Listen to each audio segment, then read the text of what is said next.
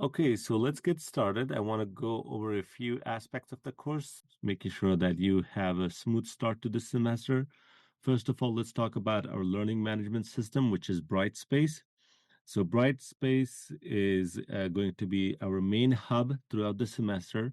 I will use it to communicate with you, post announcement, share our weekly course materials and other important resources. Because this is a remote course, I strongly encourage you to check Brightspace at least every other day, if not every day, so you don't miss any announcements, updates, or changes. And if this is your first time using Brightspace, there are just a few areas you should become familiar with.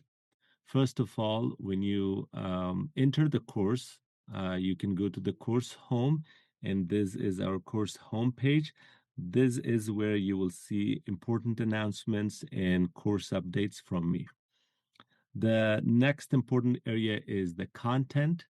So go ahead, click on the content. This is where you will find your weekly learning material. There are a bunch of modules on the left side.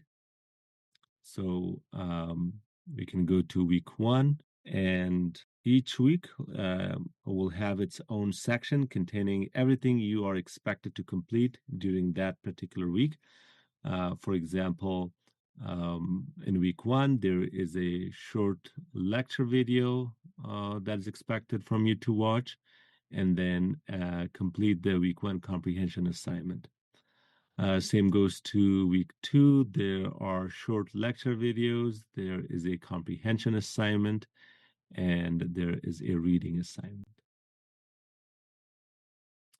Next, I would like to go over the required course materials.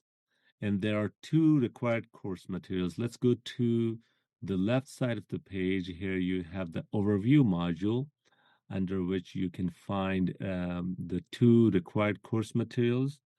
The first one is the course ebook along with an access code for Connect.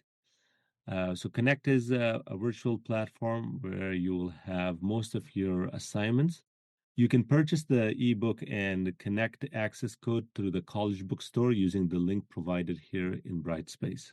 Once you purchase the access code to Connect, you can go ahead sign up for a class by clicking on this link. This will take you to the registration page where it will ask for your information and email address.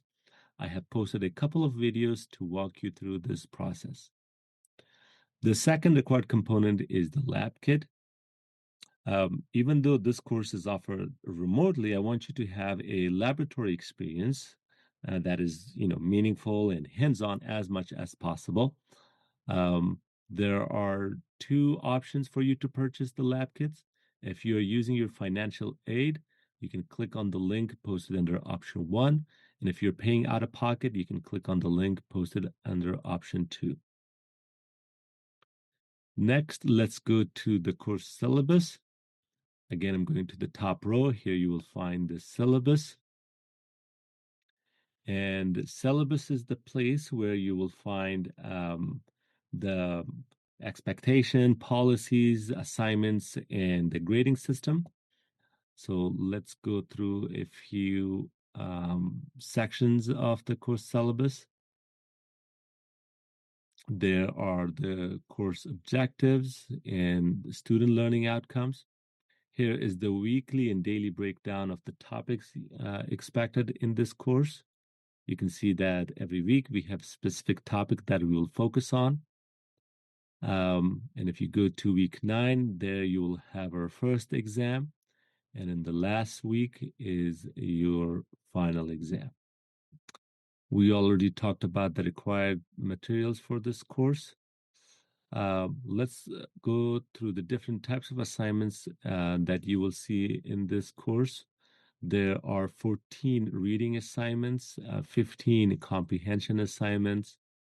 There will be 5 hands-on lab projects, 3 virtual lab assignments, and there's 1 exciting video project. I will post more information about this in the coming weeks.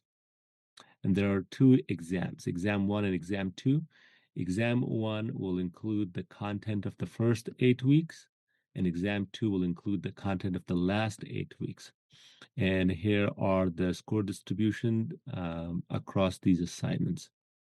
This is the college grading scale. In order to pass this class, you need to achieve a grade of C or above, which means scoring at least 70% or higher.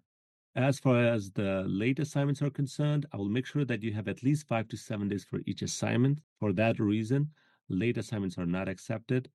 Having said that, if there's anything that is out of ordinary and you're able to provide documentation, don't hesitate to reach out to me. I'd be more than happy to provide a reasonable accommodation.